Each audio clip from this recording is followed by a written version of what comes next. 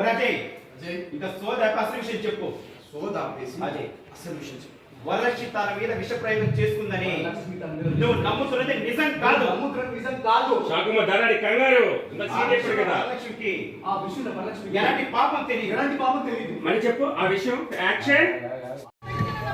ఎలాంటి దగ్గర వెళ్ళండి. నాకుంటే రగిలిపోతుంది ధర 3.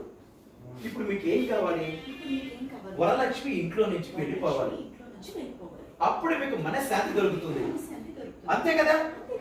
రాజశేఖర్ అలా చూసారు సార్, అలా చూసారు. ట్రాలీ ఫస్ట్ క్వశ్చన్ రాజశేఖర్ ఇచ్చింది కదా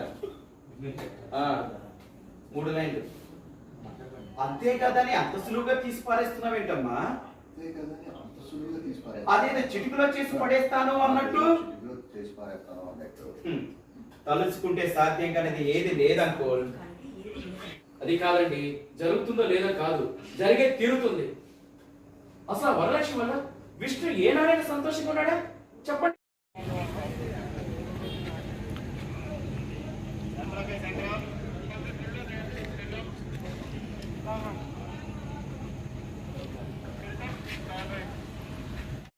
మర్చిపో, నిన్న మనం చేసింది. మనమే విషయం కలిపామన్న విషయం తెలిసేది ఎవరికి షాక్.